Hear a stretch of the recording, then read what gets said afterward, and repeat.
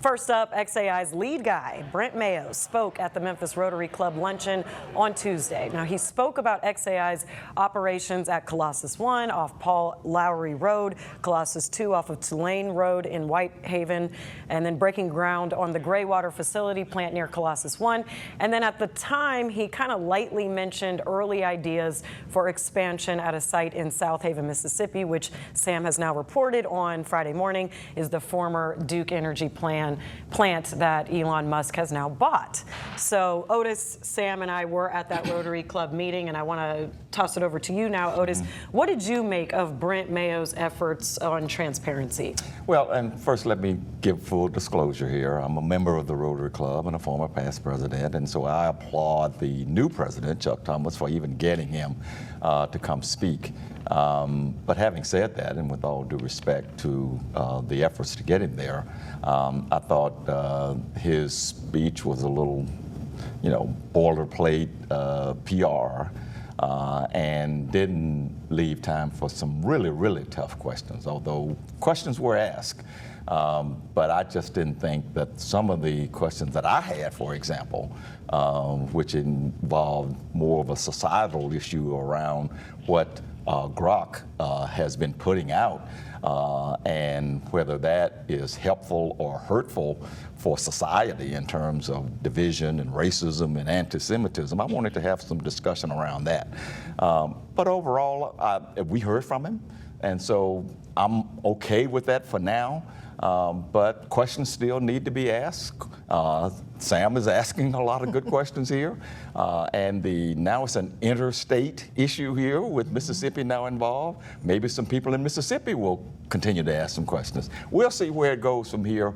But overall, I thought it was worthwhile for him to be there. And Sam, xAI is like one of your beats, and you're very thorough on it. You wrote an article that gave a really great summary of that entire appearance. So what did we learn? And did we learn anything really about xAI after Brent Mayo's appearance? Yeah, I think we did, actually. I mean, first, and this isn't to praise the company, but I noticed you tell me, but when was the last time a private company executive of xAI stature came to Rotary Club? Well, certainly not to the degree that xAI has been in the news.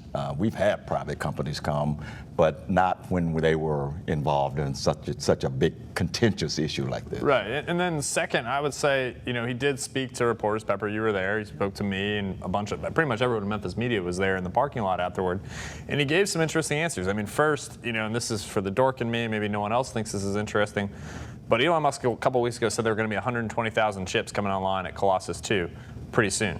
Brent Mayo said to us, there aren't any chips running at Colossus 2 right now. And so, I think there were a lot of updates that he sort of wove into his comments to us and to the media that were very interesting and were key details about what's happening. And I thought it was a moment of transparency for a company that, look, it's a private company. This company has been treated like it's the Memphis City Council, to be quite honestly. It is being held to a different corporate standard than, at least in my 7 years in this community, I've ever seen. And so I think we need to take that with a little salt here. And then obviously there's the news today. Finally, I can stop checking DeSoto County property records that they've actually bought the former Duke Energy plant in South Haven, Mississippi on Stanton Road.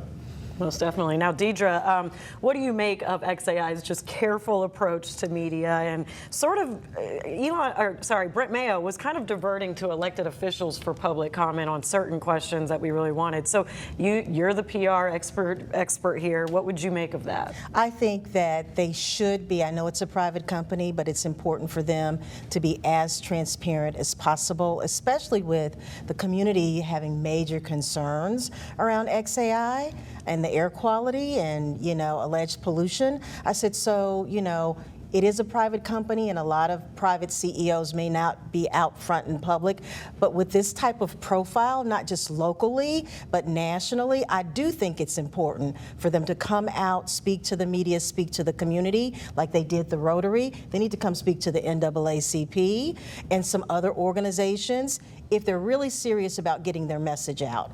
private company, but very high profile, and if pollution is a major concern for the community, they need to be out front talking to the community. And that's what I think. That is a perfect segue, because we can't let the environmental factor here go. So xAI is hitting a legal snag.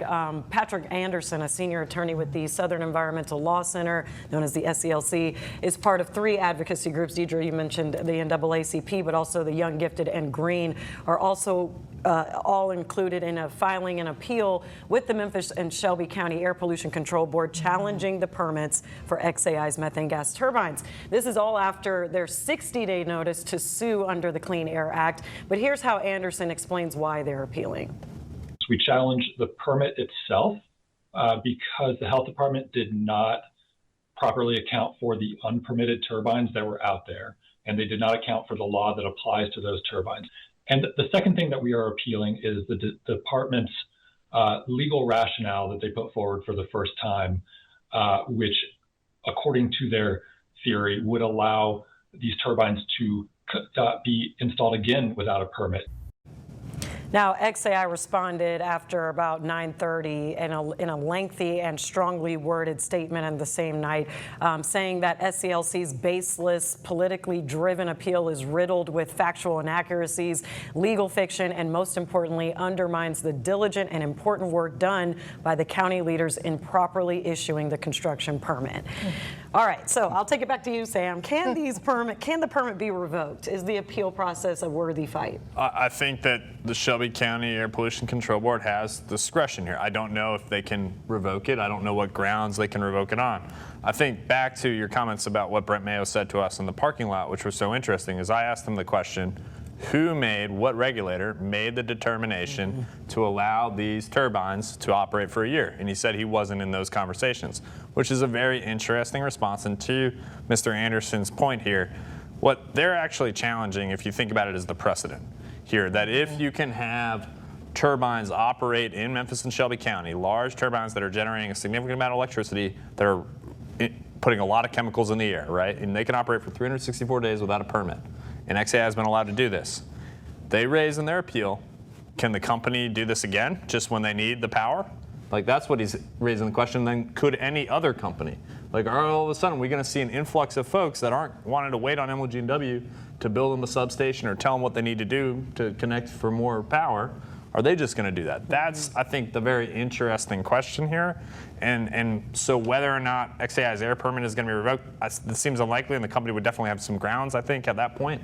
But it's really the question of, can these turbines that they've operated for more than a year, or close to a year, can these turbines in the future come back without an air emissions permit, and can other companies do this? Now, is xAI building faster than these permits can even play out in court? Well, it certainly looks that way, especially now that we see an expansion into Mississippi as well.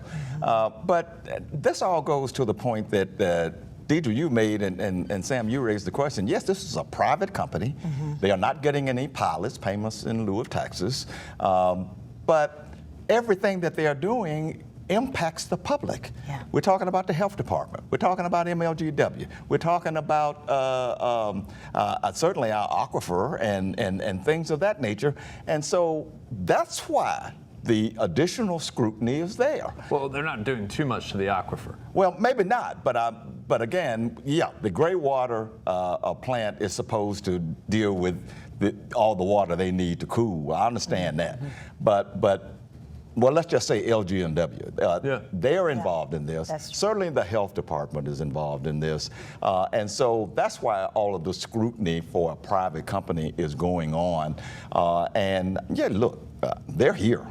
They're going to look like they're going to be here, but they need to address all the issues and let the authorities, the courts, and whoever else settle and sort out all the other things. And if there are criteria that need to be met for other companies, they need to meet that same criteria. And so they shouldn't be treated any differently than any other company. It'll be interesting to see how this plays out.